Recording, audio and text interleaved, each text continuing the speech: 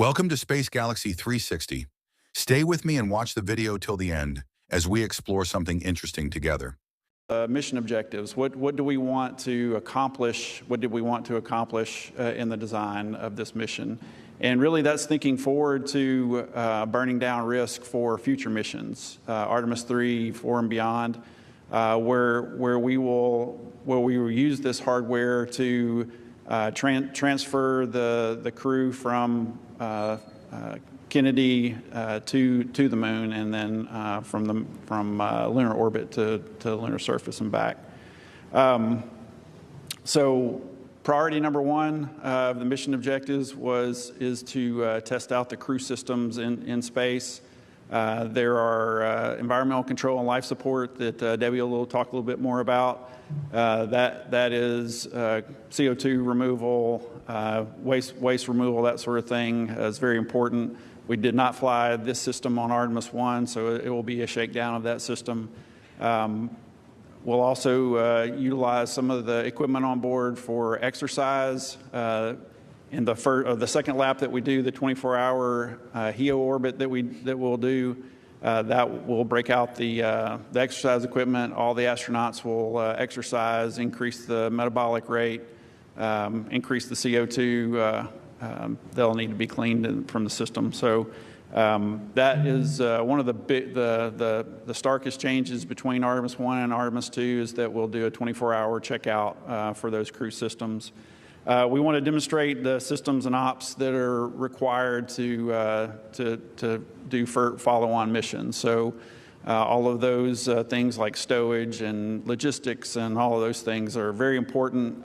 We obviously did not do that on Artemis I. We'll be doing that for II. I mentioned we'll want to retrieve the hardware. The intent is to download all of the data. If that does not occur during the mission, we'll obviously want to pull that, but we want the hardware. We want to be able to retrieve the secondary payloads on the Orion spacecraft that Jake will talk here in a bit. So those are very important objectives for us. We'll also do emergency and off-nominal training as we transit from and to and from the moon.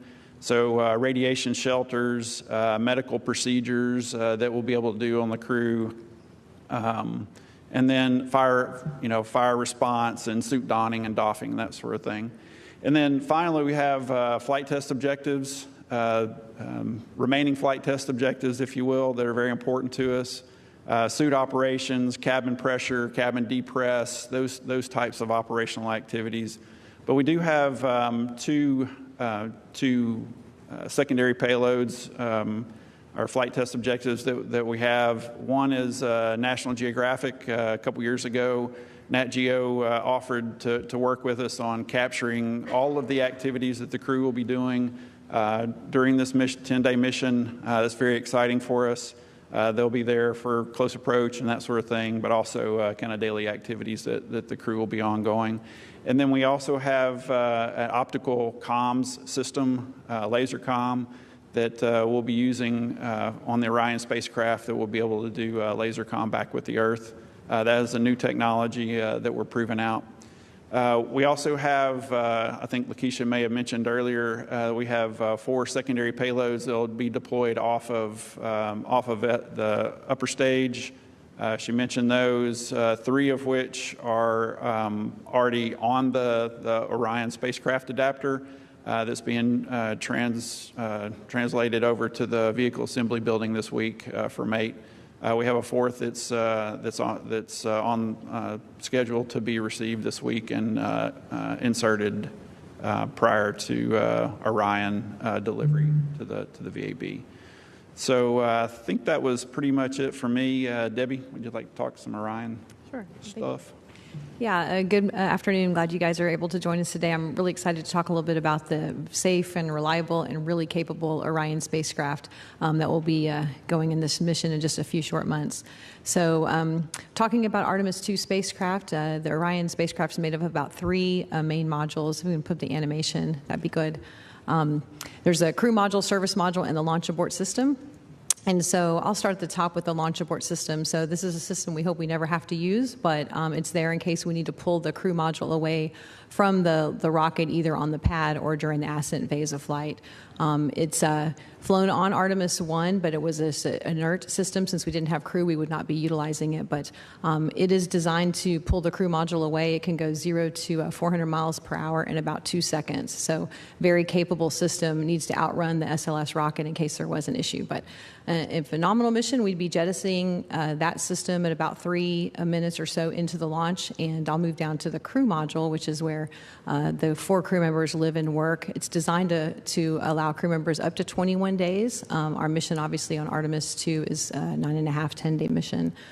In the crew module, if you look at the outside, those kind of shiny black tiles, the back shells, those are silica tiles. Those are very similar to what we flew on the space shuttle. The belly of the space shuttle uses similar tiles.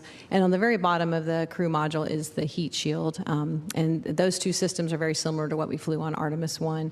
Once we get inside the crew module, though, there's a whole lot of differences that Matt alluded to. This will be our first flight of our environmental control and life support system. So you really need a metabolic load to test those systems out. You're looking at carbon dioxide removal, humidity removal, air vitalization, fan speeds, those kinds of things. And so without a crew there, it doesn't really buy you anything to fly those systems. So we'll be flying those for the first time on Artemis II. The other new systems will be the displays and controls. So 3 displays that are provided to the pilot and the commander on this mission, mostly menu-driven. There's about 60 manual switches, but the rest of it is very software and kind of a glass cockpit-driven system to fly the spacecraft. As a part of the RPOD demo that Matt mentioned, we will be doing this fly around the ICPS once we undock from that in the HEO orbit. And the crew will actually be flying the spacecraft around that using those displays and controls, the rotational and translational hand controllers. Other new items mentioned are all really for the crew comfort and living space that they need. So a waste management system, basically a toilet. There's a whole hygiene bay that'll be flying in. An exercise device to keep the crew healthy. Any mission over, I think, 9 days requires exercise. So we're actually testing out this system on Artemis II to make sure that the environmental control and life support, the carbon dioxide removal and the humidity removal, can keep up with exercising crew members in this small volume. Also flying a galley and a water dispenser system, so the crew can hydrate food and heat their food with a food warmer. So much nicer creature comforts than maybe some of the previous lunar exploration missions had. Also inside the crew module, there's radiation protection that's provided. So inherent to the structure, there's radiation protection, but we also actually can utilize the Oasis bays, which is where all the stowage is. They can use that to protect themselves during a radiation event. And finally, I think one of the newer systems as well is the crew launch and entry suits, the orange suits that they wear at launch and entry. One unique feature about the Orion crew suits is it does allow for a contingency return in case there was a depressurized cabin. So the crew can actually live in those suits for up to 144 hours, has ability to provide them food and hydration, medication, and remove waste. So definitely a new system. Again, we hope we don't have to use that, but it is there for crew survival capabilities on their way back. And finally, if you look at the bottom part of the spacecraft, that's the service module. The majority of that module is provided by our European partners. It's a European service module. It provides all of the commodities required by the crew module and the crew during the mission. So all the power, the propulsion, water, nitrogen, oxygen, those are all stored in those areas. Heat rejection. Includes 4 solar arrays, which is unique, allows these longer missions rather than just fuel cells. So with the solar arrays, we can actually extend these missions up to 21 days. It contains the main engine that'll be doing our lunar injection burn on this mission as well. So the OMS engine on that service module will be providing that TLI burn. As Matt mentioned, we'll be doing that after we check out the ECLS system in that 24-hour orbit. So where are we today in fabricating and getting the spacecraft ready? The next picture is a picture of the Orion 2 spacecraft that was in our operations and checkout facility at the Kennedy Space Center. That was right before we handed over to the Exploration Ground Systems folks. This was in May of this year. So crew module and service module stacked together there. You can see, solar arrays and the spacecraft adapter at the bottom. So this is as we were getting ready to roll out that spacecraft to the next facility, which is the MPPF. So the MPPF is where those service module commodities all get loaded. environment. So all of the fuel, the oxidizer, the water, the nitrogen, oxygen, all those things get loaded in the MPPF. And that was completed earlier this year. We also performed a crew equipment interface test in that facility. So the 4 Artemis II crew members were able to get in their suits and get into the actual module they'll be flying in and do a series of system checkouts and testing out the interfaces that they have with the equipment in the crew module. That was successfully completed, and we moved on from there to what's called the launch abort system facility. And that's where the launch abort system gets stacked on top. So you can see here, we just finished stacking the motor tower as a part of that launch abort system. And there's 4 ogive panels that are put on to close that out, something north of 800 fasteners to put that thing together, nearing the end of that activity. And very soon, in early October, the integrated crew module, service module, and launch abort system will roll out of that facility and head towards the vertical assembly building to get stacked on top of the SLS rocket.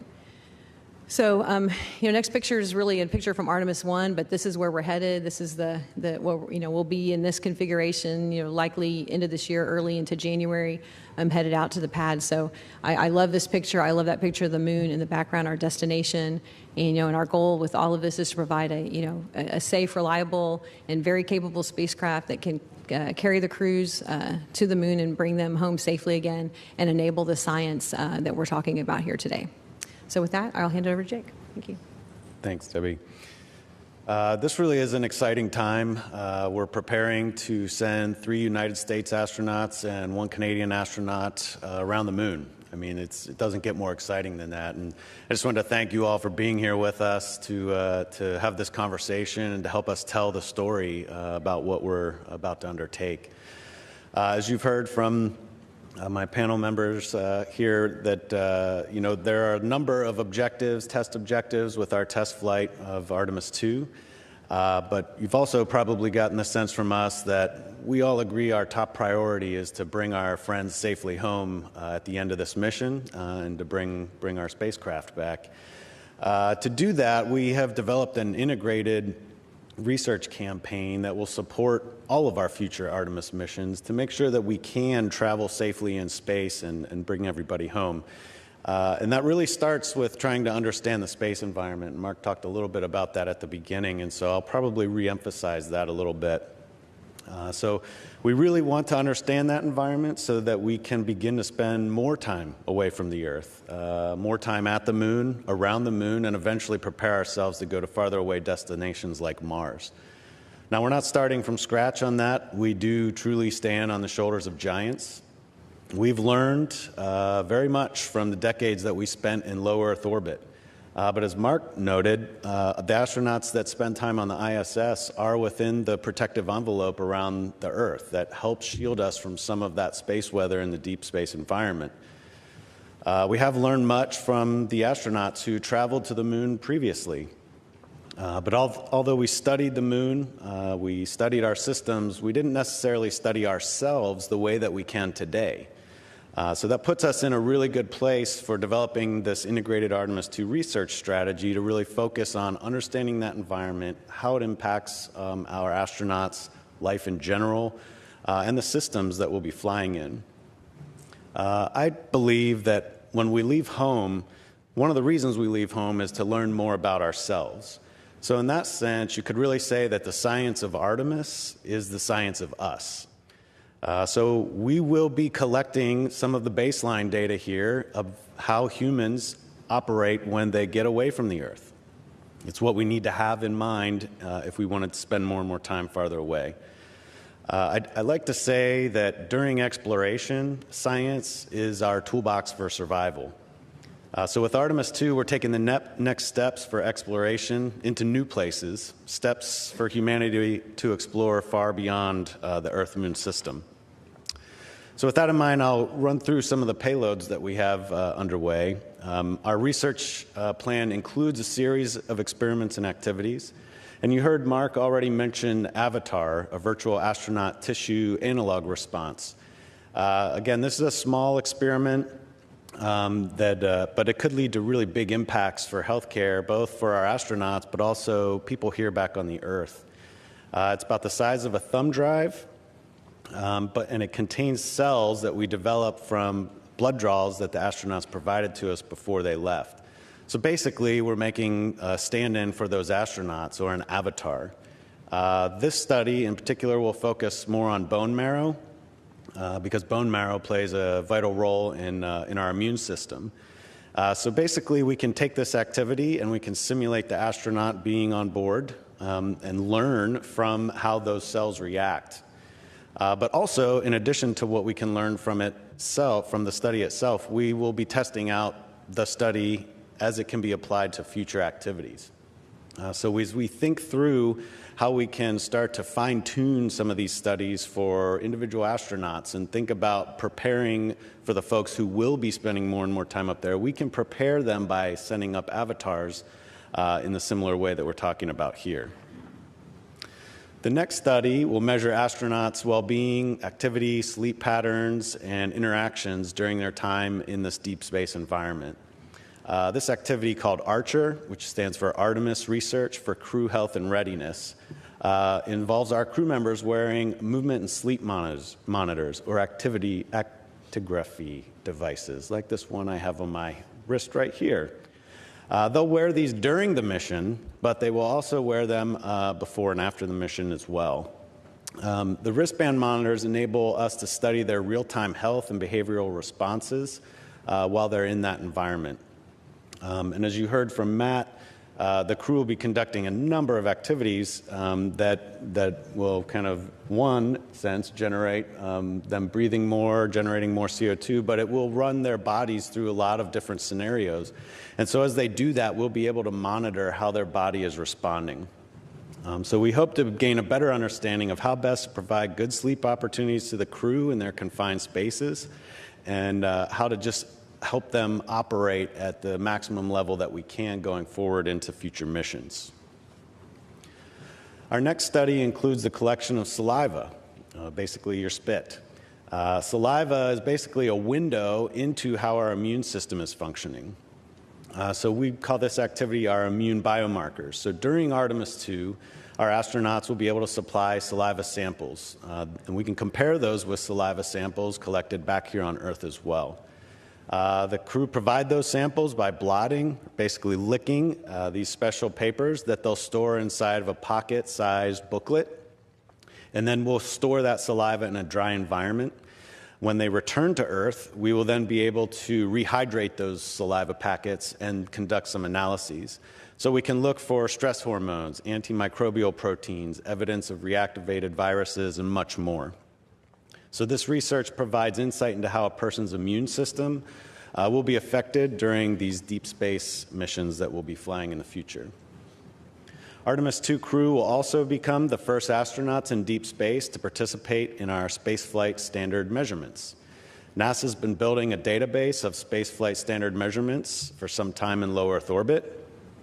During Artemis II, though, we'll be adding the deep space travelers to this database. So it's something we hope to continue as we look forward into future missions. The spaceflight standard measures during Artemis II will include psychological assessments, measures of head, eye, and body movements during, before, and after the mission, as well as looking at blood that will be drawn before and after.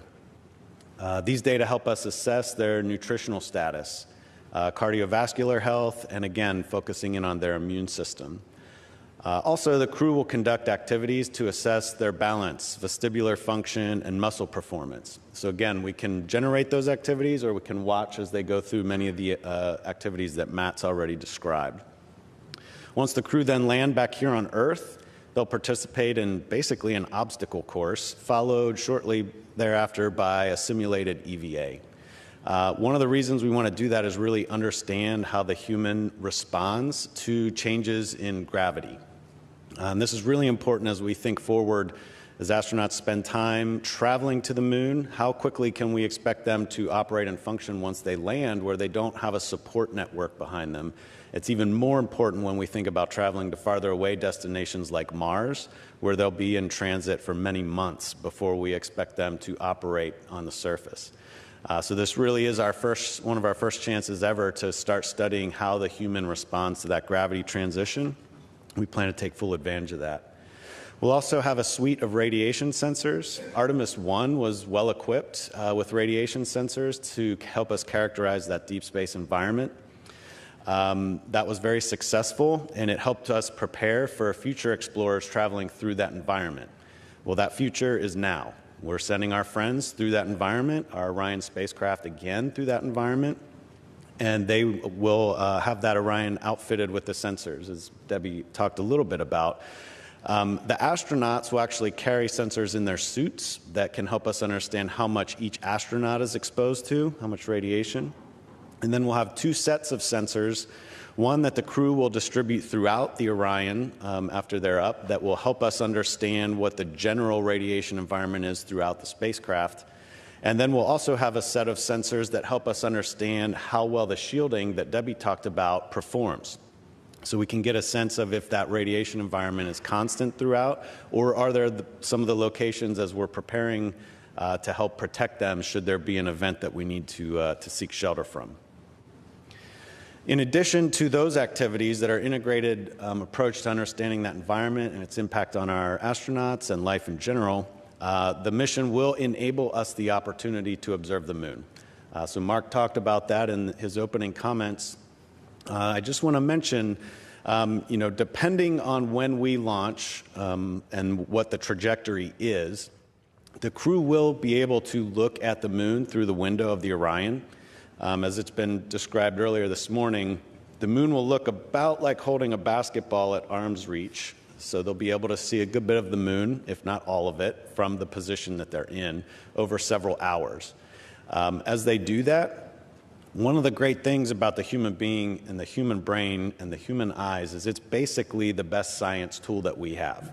And so they will be able to probably describe things that no human has ever seen because none of the missions are identical. So they will see unique conditions that have never before been seen and be able to look out the window, observe what they're able to see, and then describe and document for that for us.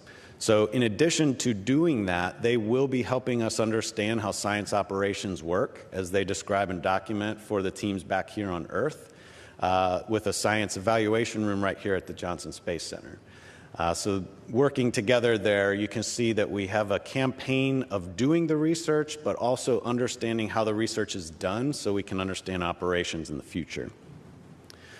So I just want to conclude again, sometimes it's hard. My face almost hurts from smiling at the excitement about this. This is really a fun time to be working in spaceflight. I hope that you're as excited as we all are about Artemis II. Very proud about this opportunity coming up. I also hope you have a better understanding of our integrated research campaign and what it is that we're trying to learn by flying this mission. Again, I will just remind everyone our top priority is to bring our friends home safely, to bring the Orion home safely so that we can learn from the mission. And again, when we explore, the science that we carry with us is really that toolbox to enable that safe and successful mission. So these Artemis test flights that we're flying now and have already flown are the building blocks from which humanity will step out away from the Earth to explore the solar system. So I'll hand it back to you, Nilofer. Thank you. Thanks, Jake. Definitely exciting, and thanks to each of our briefers for your remarks. We'll now open it up for questions. So if you have questions in the room, feel free to raise your hand. And for those of you on the line, feel free to dial *1 to get entered in our queue. If you find that your question has been answered, you can press *2 to withdraw it. And we'd like to ask you to whom you'd like to direct your question to and state your affiliation. And we also ask that you limit to one question to start. So why don't we open it up? Nicole Mortellero from Canadian Broadcasting Corporation. I don't know who I'm directing it to, but I'd like to know more about the exercise that will be conducted in such a small space. What does that look like? I'll start and you guys can jump in. So the exercise device is called a flywheel, and it's actually mounted right when you walk inside the hatch of the crew module. It's right there on the floor. They can perform two types of exercise. One is rowing, and so they actually row into the empty volume of the crew module. So while the other three crew members are sort of staying out of the way, the one exercising crew member exercises out into that volume. There is no seat, so it's a rower, but it's not like a rower you'd have at the gym. There's no seat required. They're just rowing out into the free volume. They can also use it for resistive exercise device to help keep the muscles strong as well. So the rowing is the cardiovascular part, and then they use it for resistive. They can do squats, deadlifts, other things. So there's different attachments you attach to this flywheel, and it's very much the harder you pull, the more it wants to pull you back. So there's a little bit of training that's associated with it. So the crew members are actually participating in training here at the Johnson Space Center on that device over in the astronaut gym. So they're actually doing their workouts on that device so they can get used to it. So it is tight. That's part of what we're looking at on Artemis II, is to see how does this work when you've got other crew members trying to do other activities while you have one person, some of which are some very tall people on this mission, see how that works out. But that's one of the things we're testing out. We're also looking at how the dynamics of that device interact with the spacecraft, because they're putting load into the spacecraft. So are our reaction control system engines having to respond?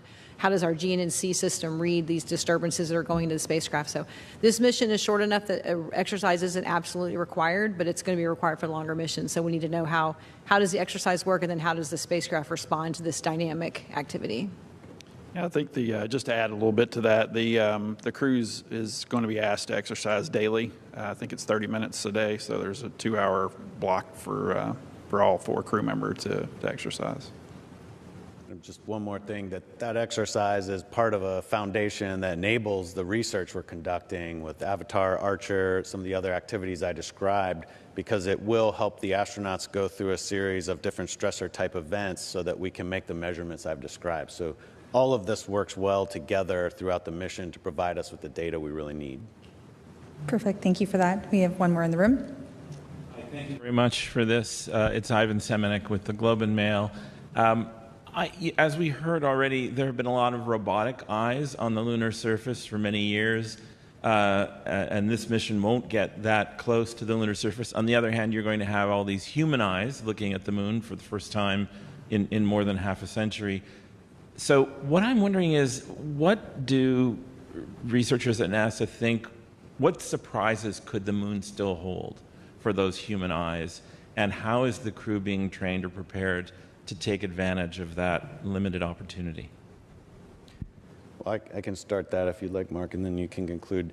This is one of the things about science, right? We don't know what we don't know about the destination, but we also have learned a tremendous amount from those observations you've described that do help generate questions that we have. So we have a series of questions that our Science Mission Directorate documents in what we call our decadal surveys that kind of direct the research we want to do. And then NASA carries a document called the Moon to Mars Objectives document that also highlights what we're trying to learn.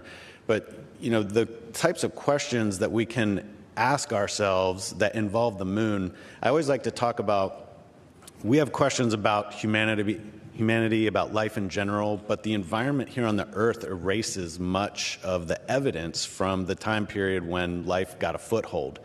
But the moon, our space companion, was there the whole time, and it still holds evidence about what was happening in the early solar system at those times.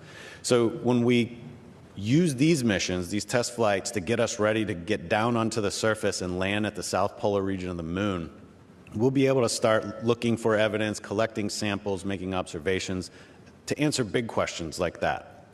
But at the same time, your point about, well, what can we really see when we look out the window from Orion in this mission?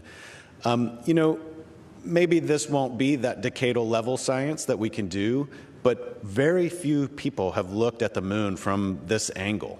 And this crew will have an opportunity to basically see the majority of that moon. So being able to look at the limbs of the moon, the edges of the moon as we're passing by, we're very interested to see what they'll pick up on, what they'll see. Are they seeing differences in, colors? Most people think that the moon is only, gray, but the human eye can pick out a tremendous amount of detail. So this is one of the things for this test flight is, what can we see? What can we learn? And really getting at how can we communicate that back to the Earth and describe what we're seeing and document that. So I'm going to give a slightly tangential answer. I think Jake has talked about the moon, but I just remind you that the first time we did this with Apollo 8, one of the most inspiring sort of images of our time got taken, and that was a complete surprise. So Jake talked about the unknown unknowns. You know, if you think back to the Earthrise image that was taken by Bill Anders, nobody was expecting that to happen or to have such an impact. So it's always the things you often don't think of or you're not expecting that end up having a big impact. And I'm not a lunar scientist. I actually come from astrophysics. And that particular picture is, propagated through not just one branch of science, but it's kind of propagated into how we think about the Earth, even how we think about planets around other stars. I mean, for a long time, we've been looking at that image, saying, how will we know if there's life on another planet? So it's always the unexpected that, presents that real scientific surprise. Awesome. Thank you for that. We'll go on the side of the room over here. Hi, Andrea Leinfelder of the Houston Chronicle. Mark, I want to make sure I understood you correctly. Could the Artemis II crew help pick a landing site for Artemis III? And Debbie, Artemis I had Alexa on the Orion spacecraft. Is that being brought back for Artemis II? Thank you. I will let Jake speak as well, but I think the basic idea is that they will certainly be looking for future potential places of interest. And obviously, if there is sufficient interest, then one might want to land there in the future. Jake? Yeah, just for Artemis III, our intention is to land in the south polar region of the moon, and then from there to start building up architecture and infrastructure so that we can have longer periods of time that we can stay at the moon. The information that these astronauts will collect when they're flying around the moon on Artemis II will certainly be accounted for in the decision-making process. So in that regard, I think everyone who's observed the moon is part of our decision-making process. But then we have a team that brings that data together and works through it. And it's, landing site selection is a balance between where you want to go and where you can safely get to. And that's what we have to work through. So I think in that regard, we're all a part of that process because we're all a part of collecting that data and understanding that environment. Okay, and I'll address the Alexa question. For those that didn't know, on Artemis I, we did fly a kind of a digital assistant on board, and it allowed people on the ground to interact in a more personal way with the spacecraft. We could ask it questions, where are you today? And Orion would answer where it was in the trajectory. It was a long mission, almost 26 days. You could play music, do party lights. I mean, it was a lot of fun and interesting way of engaging. We are not flying that system on Artemis II because we have the crew on board. So most of the personal interaction will be with the crew members getting their direct feedback on what they're seeing, experiencing, and working with the spacecraft. They are looking at ways to integrate digital assistants for the future, but the short answer is for Artemis II, there will not be Alexa. We'll have the actual 4 living, breathing human beings. Yeah. Thanks, Debbie. We will take one more in the room. Thank you. Mark Carreau with Aviation Week and Space Technology. During your initial mission description, you brought up the radiation protection, and I'm wondering how you will be monitoring that. What would prompt you to ask the crew or tell them they need to go to the shelter? And then how would they be prepared, and how long could they be in there? And how effective do you think it is if they were in the path of a coronal mass ejection? Could they be okay in that shelter? Bottom line, thank you. I can take the onboard detectors. We do have onboard radiation detectors. Of course, that would be way after a CME, but Debbie, you can probably talk to the radiation shield itself. Yeah, the radiation shelter, it's actually just in the floor of the spacecraft. There's a bunch of stowage lockers, stowage areas, and so they would actually empty out the stowage, and all 4 can fit in there during the event. I'm not don't know all the specifics of the training they're doing along how long they could stay in there, but the intent would be they could stay until that radiation event had passed, and the protection is provided by the structure that's as a part of that floor and the backbone system. Yeah, and I would just add to that the sensors that are on board the Orion, they're not an alert system to us. They are characterizing the environment that the Orion is actively flying through.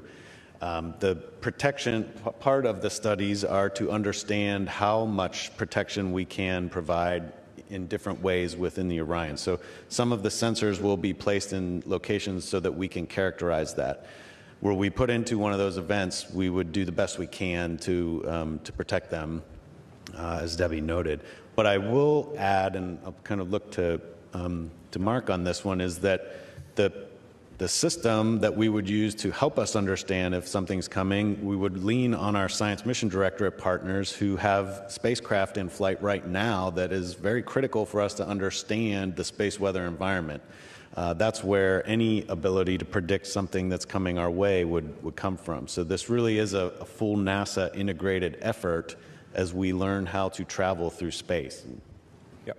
And I'll just add, our space weather team will use all of our heliophysics missions that are operated by the Science Mission Directorate and our partners at NOAA, the space weather missions that NOAA flies. I mean, primarily they're part of their weather satellites, but they are now starting to move to flying in individual space weather missions. And as I said, we're launching the first of those tomorrow, the space weather follow-on. So the combination of all of those missions allow us to really sort of do as much forecasting as we can. And part of the Science Mission Directorate's mandate in heliophysics is to improve our ability to not just tell you space weather's happening, but actually understand the physics of the sun so we get much better at forecasting as well. And forecasting is going to be more and more important as you start to think about trips to Mars, for instance. Thank you for that. We'll head over to the phone bridge really quickly. We do have Marcia Dunn with the Associated Press. Marcia? Oh, yes. Hello. For Ms. Korth, I'd like some more details, please, on the galley and the toilet. Did any parts of the toilet or galley fly on Artemis I just to check out some systems? Are they similar to what's already on the International Space Station? And what's the backup plan if the toilet breaks, as it's sometimes prone to do in space? Is it a separate room with a door, a curtained-off area? Any details? Thank you. Sure, yeah. So the toilet, first of all, is located in what we call the hygiene bay. So it is a separate door. So again, when you walk into the spacecraft through the hatch, it's actually underneath the floor there. There's actually a door that they can use to close. There's also a privacy curtain, so if there's more space needed, they can leave the door open and put up a privacy curtain. So it's very much similar to the design of the U.S. toilet that's flown on the International Space Station. We don't have the equipment that station has to recycle water, so we're not doing that part of the design, but the actual mechanics of the toilet, how it functions, is very similar based on the ISS design. In terms of contingencies, in case it doesn't work as intended, we've had a lot of conversation about this, particularly about would we actually do the TLI burn or not, would we go to the moon. So we are actually flying contingency equipment, urine collection bags. They can still use the toilet for other functions, even without it functioning, to be able to dump the urine overboard. But there is actually contingency bags, collection devices that the crew could use and still be able to dump systems overboard. So right now the intent would be, if it doesn't work as planned, that's what they would go to as the contingency method. You mentioned about the galley. So the galley, we have a food warmer, again, very similar to what they fly on other missions. It's a kind of a suitcase-looking thing that's like a hot plate that lets you heat up your food. The galley is a water dispenser, so they actually use the water, again, very similar to previously flown systems, that you can refill dehydrated food and then actually use the food warmer to heat that up. So a lot of the systems that we try and fly flight crew equipment-wise are very much heritage, evolved some to fit within the size and mass constraints of Orion, but intend to use technologies from other spacecraft where possible. I don't remember the third. Was it about the flywheel? Did any of these fly on one?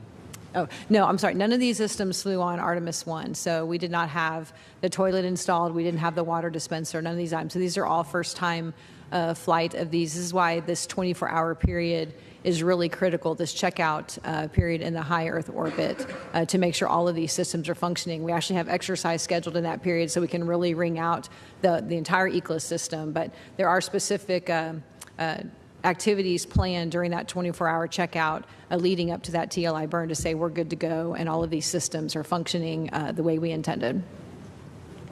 Thanks, Debbie. We're going to take one more on the line. Jeff Faust with Space News. Jeff? Hi. Question probably for Jake Bleacher. When the astronauts are going by the moon and doing observations of it, are they going to be basically going through a checklist of looking at certain things based on what the science team on the ground wants to look like, or they're going to be open to looking at other things? And will they have anything more than the actual naked eye or perhaps a camera lens to observe the moon with? Thanks. Yeah, thanks, Jeff. That's a really good question, and I love the opportunity to talk about it, so I appreciate the question. So the crew have actually gone through a good bit of geology and science training before this flight. So it's been great to start getting them wrapped into these activities as well as being prepared for the other activities that they'll be doing. So they will have a checklist of sorts of things to look through and suggestions about what to look for, but they will also have, the whole reason we send people is for them to have the autonomy to do what they think is right based on the training that we've given them. So we like to say that, we have a phrase, we say, look odd. You have to look first, then you are observing what you see. So we want to get them to the window to look, we want to give them the chance to observe and then describe and document. And so they will have the Orion, just as before, will be equipped with cameras that can take pictures as well. So we will get plenty of image feedback to accompany what they're doing. And they will have cameras on the inside, and it will kind of be up to them how much they want to rely on that versus how much they want to look at the moon themselves. But the key is to make sure that they're communicating what they're seeing to us and helping us understand how that connection works with our ground crew here on Earth, who will be eagerly awaiting all the details that they're providing. So for this first flight, or this test flight on Artemis II, again, we've trained them. They'll have a sense of what they need to step through or should step through, but then we will rely on them with that training and their autonomy to do what they think is best and really just communicate to us what they can see from Orion. Great. Thanks, Jake. One more in the room. Hello. Michael Burton from the University of Nebraska-Lincoln. Jacob, this question is for you. It sounds like you're collecting quite a bit of qualitative data from the astronauts and their experience viewing the moon. And as we start to think about Mars in the future, along this mission, are you getting some qualitative data on their emotions, on their feelings, and how that might affect their judgment going forward into deeper space beyond the moon? Yeah, that's a great question, and I just want to point straight back to the fact that we have an integrated research campaign for this trip, because most of what I described is really trying to understand how the human being responds to being in this deep space environment. And I talked a lot about how these activities will help us understand their immune system. So there's the core of just a human being in general, but there's a good bit trying to understand, are they able to repeat the same types of activities at the same level? Is there any change in the way they're operating? How are they interacting with each other? And I think that gets to what you're asking, is really driving towards how they work as a team and maximizing their ability to do that, to get the jobs done that we're giving to them. Because that really helps us understand how to plan missions, how much time we have to work with.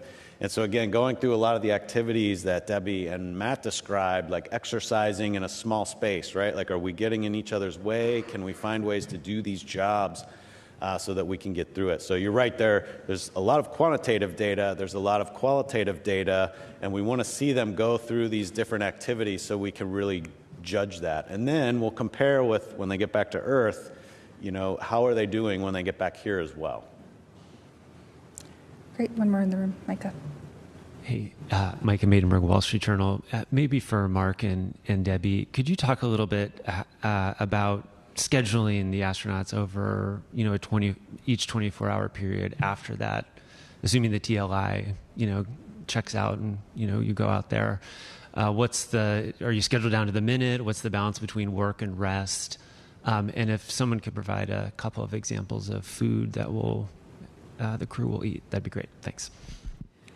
Yeah, I can take the planning part of it. Yeah, so all 4 of the astronauts have all of their days fully loaded, meeting some of the objectives that I mentioned earlier. I don't know if it's down to the second. It's not down to the second, but it's it's very detailed. So I find it kind of funny. In fact, to further that, one of the comments earlier is that on flight day 1, we get through most of the work, and then they take a 4-hour nap, and then they do the major burn, and they go back to sleep. I can't imagine going to sleep beforehand or going back to sleep after, but that's the kind of blocks that we're talking about that we're scheduling each of the crew for.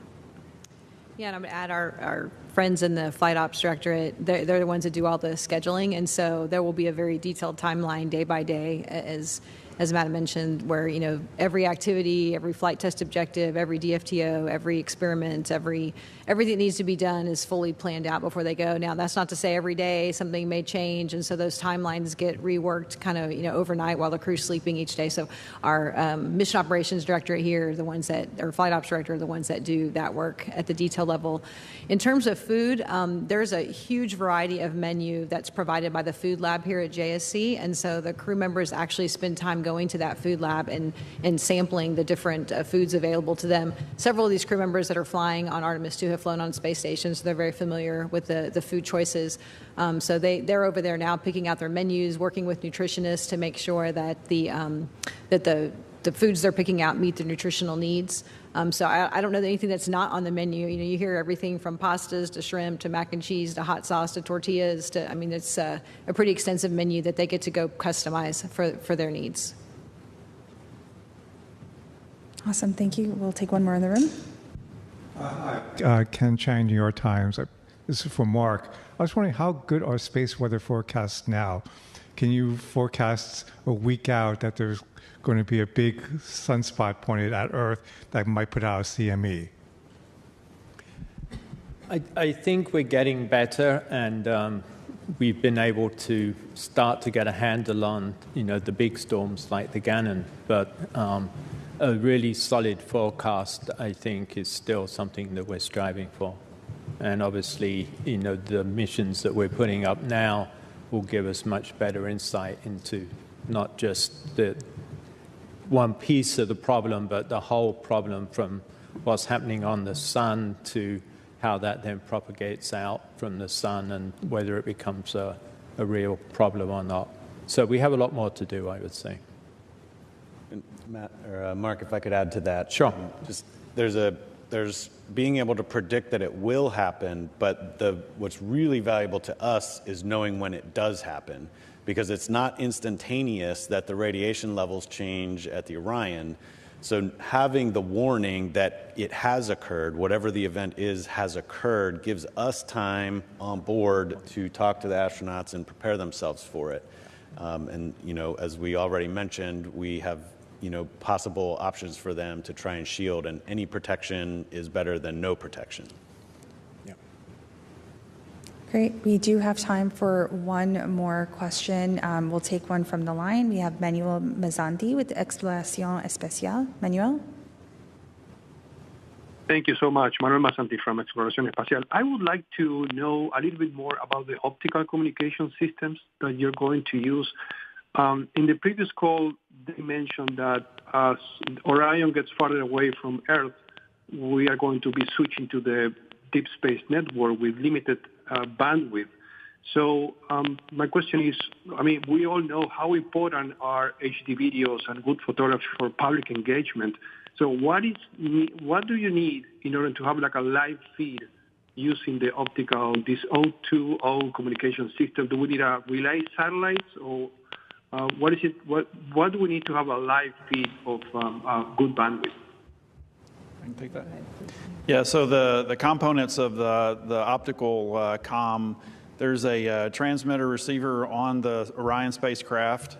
There are ground stations at Table Mountain, California, and White Sands, and potentially a site in Australia. So there will be certain times of the day that we will be able to communicate with that optical comm system back to Earth. that we potentially have the real-time option, but it's not the baseline communication system for the spacecraft. That's the DSN and the near space network for TDRS and that sort of thing. So that's the primary, and we also have a secondary S-band comm, and then the optical comm is a flight test objective, basically. Great, thank you for that. Unfortunately, we are out of time to take our questions. So thanks to all of you who raised your hand, who submitted questions, and thanks to our briefers today who took the time to talk to us a little bit about the science and tech that's flying on the Artemis II mission. We hope that you'll continue to follow along tomorrow. We do have a crew news conference that is scheduled for tomorrow at 9 a.m. Central with the Artemis II crew members.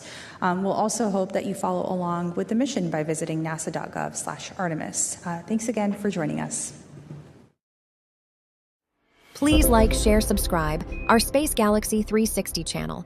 Please hit button bell icon for latest video. Thank you.